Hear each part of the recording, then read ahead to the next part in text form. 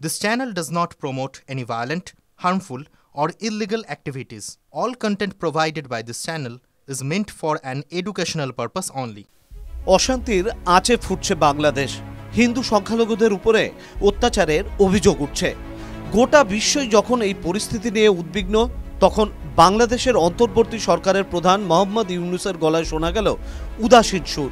সর্বধর্মের নেতাদের নিয়ে বৈঠকে তিনি বললেন, শুনলাম সংখ্যালঘুদের উপরে হামলা হচ্ছে, তাই সবাইকে নিয়ে বসা। বৃহস্পতিবার ঢাকায় ফরেন সার্ভিস একাডেমিতে সমস্ত ধর্মের প্রতিনিধিদের নিয়ে বৈঠকে বসেন অন্তর্বর্তী সরকারের প্রধান মোহাম্মদ ইউনূস। বৈঠকে তিনি বলেন, আমরা সবাই মিলে আলোচনা করব, তথ্য প্রবাহ কিভাবে পাবো, অপরাধীদের কিভাবে ধরা হবে, সকলের কাছে যাতে সঠিক তথ্য পৌঁছয় তা নিশ্চিত করতে হবে।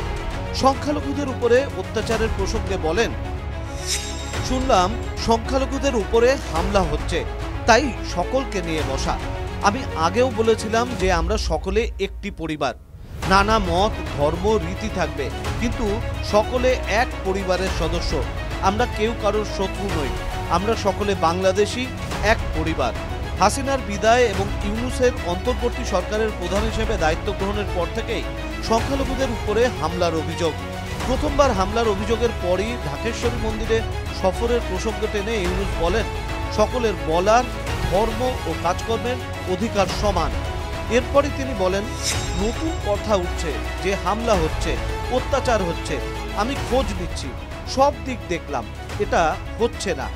আমাদের গভীরে গিয়ে দেখতে হবে সত্যিটা কি, সঠিক তথ্য কিভাবে পাবো তা আমাদের জানা আছে।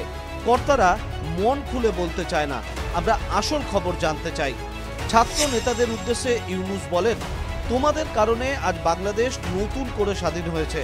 তোমাদের দায়িত্ব আছে রাষ্ট্র যেন ঠিক পথে চলে, তা যেন লক্ষ্য থেকে বিচ্যুত না হয়। টিভি9 বাংলা ডিজিটাল।